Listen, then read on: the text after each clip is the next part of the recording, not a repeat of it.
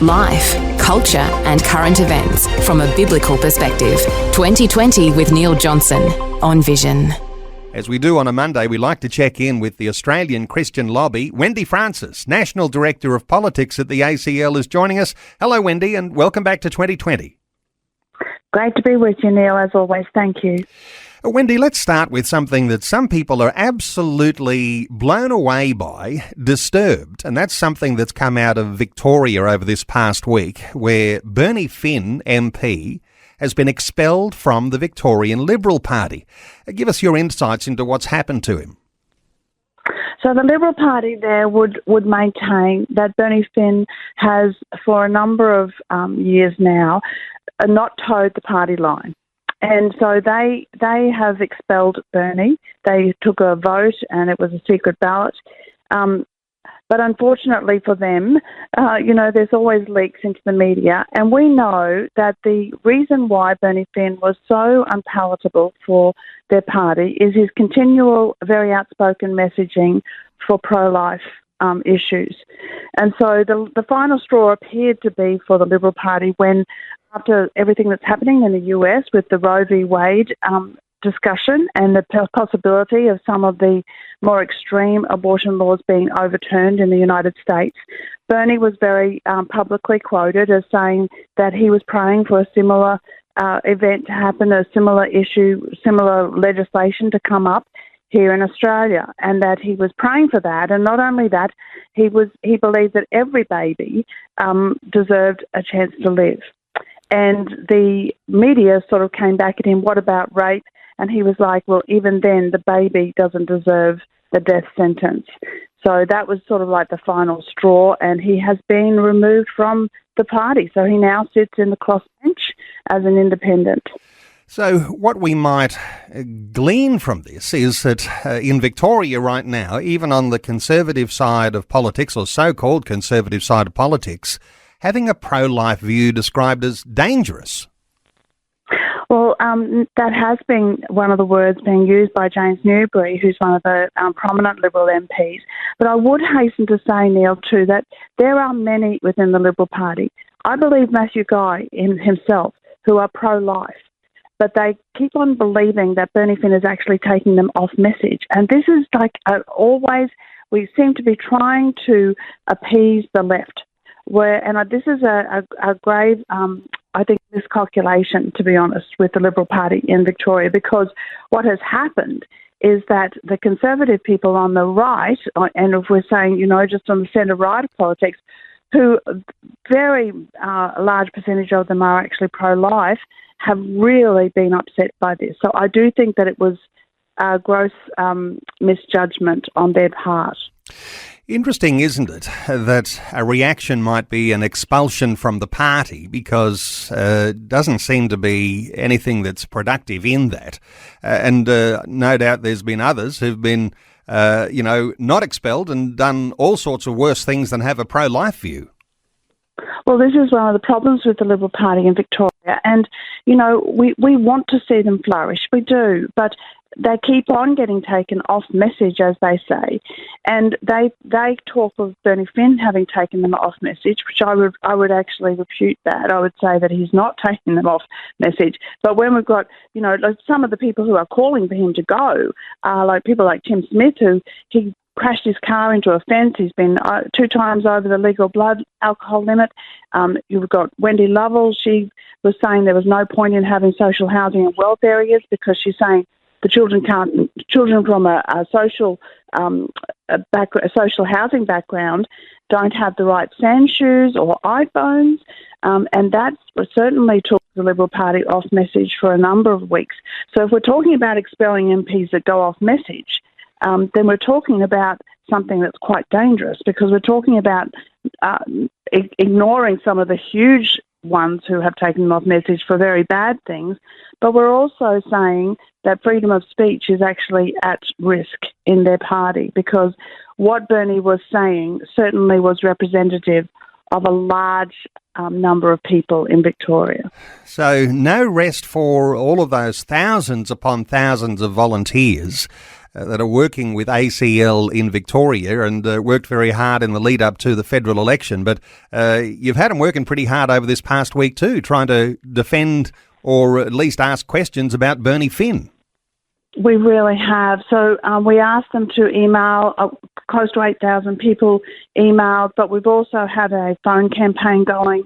And whilst we weren't successful in keeping Bernie in the party, what I think we have shown is that there is a large number of pro-life people who are willing to get involved. And so this has been really great because the Victorian election is happening on the 26th of November this year. So it was really important to get the message across that, hang on a minute, there's a large percentage of your people, your base here, Liberals, that are very pro-life, and this will make a difference for us, not only in how we vote, but how we support and get out in the polling booths and do all of the stuff that happens in the lead up to the election. So it was wonderful to see, but as you say, they've worked very hard, and they're not going to have much of a break either now because we're gearing up for the Victorian election before too long. So it's wonderful that people are prepared to get involved in this way. We're so grateful. Wendy, you're in Darwin today, and no doubt one of the things on your agenda might be around the euthanasia issues, because since that legislation passed in New South Wales, what's now back on the agenda is what happens in the ACT and in the Northern Territory. What's the latest on developments around euthanasia and the battle that's going on there? Yeah, straight up, this is going to be in the federal parliament because at the moment the two territories don't have the right to pass legislation on euthanasia. And certainly in ACT, we're looking very closely at what's going to happen with the government, with all the seats and particularly in the Senate as well, because David Pocock looks like he might get the second Senate seat in the ACT, not Zed Sejelja, which would be a real loss to us to lose Zed. But he has straight away pledged to introduce private senators' bill to overturn the ban on the territories being able to decide on euthanasia. You know, we still have, even at this stage, we still don't have a majority government. Despite all of the counting, we have 75 Labor seats. They need 76 to govern in their own right. There's certainly there's 3 seats that are still in the balance, and we're talking about lower house seats now, but there's only one that really looks likely to go to Labor. So they might just scrape through with a majority government. But when you look at this particular issue on euthanasia, it's going to make a big difference as to whether Zed gets in or David Pocock. But Anthony Albanese has publicly backed the rights of territories to legislate on this, but he is not committed to a time frame at the moment. So this will be something that we really want to have a say in as well. And of course, the federal government has a say over the ACT and the Northern Territory when it comes to that sort of moral legislation. So keeping that in our prayers. Protecting women's sport. This has been an issue in the lead up to the federal election. It's not going away anywhere. There's all sorts of challenges still ahead. What are your thoughts for developments from here on for protecting women in sport? Yeah, it isn't going anywhere. Fortunately, Claire Chandler, the senator in Tasmania, still is there for at least another 3 years because she wasn't up for re-election this time. And so this has been something that she has really promoted. Unfortunately, it didn't become a government bill in the last parliament under Morrison, but it was a private member's bill. But I know she will still promote the right of women to compete against women. So she's really standing up for women-only spaces. It's a state issue as well, it appears, because in Queensland, the Palaszczuk government recently rejected a motion by the Katter Party boys to protect women's sport in Queensland. The LNP supported the Katter move on this, so that was really interesting. But, you know, as we saw, Catherine Deves, she was the Liberal Party candidate in Warringah, and she was very strong on supporting women's sport as well, but she didn't win her seat. But I don't think she's going anywhere either. So the issue was pretty much front and foremost for many people in the election. So I don't think it's going away anywhere, and it will be really interesting as we go forward. Nobody is actually saying that transgender people can't compete in sport. But what we are saying is that women deserve to be able to compete on an equal footing, and women deserve women-only spaces. So, yeah, I think it's a watch this space, to be honest. There's some common sense, there's science. All of these sorts of things appear to be on the side of the sort of common sense view that you're talking about and that we talk about on this program here. Some might be thinking, I wonder how long it will take for that common sense to actually kick in and for people to say, well, this is obvious. Why aren't we choosing that? Because ideology here seems to have a stronghold over so many people. And somehow or other that stronghold, it's got to unravel sometime, hasn't it? Well, it definitely does, because certainly, as you say, it's not scientifically possible to have been born in the wrong body. And so longing to be something that we're not is never going to bring happiness because it's not achievable. And that is a scientific and very logical debate to have on our side of this argument. The sad thing is that we are, through our national curriculum, we are increasingly teaching our children at a very young age that they can actually change their gender and they can choose to be whatever gender they would like. And so this takes us back to, another big issue, I guess, post-election, and that is the national curriculum. And it is something that we really need to get we need to get parents being able to have a right in what their children are taught in this area and other areas as well, because we're seeing such a huge increase in children who are confused, and then this leads to all of the problems that we're talking about now with women's sport.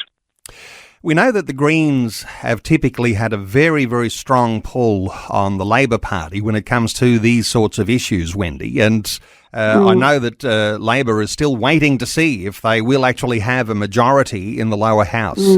I wonder whether you think it will be a good thing for Labor to have that majority, because it seems to be if they've got to rely on a crossbench, whether it's Greens or Teals, that might make things all the more difficult when it comes to these sorts of issues.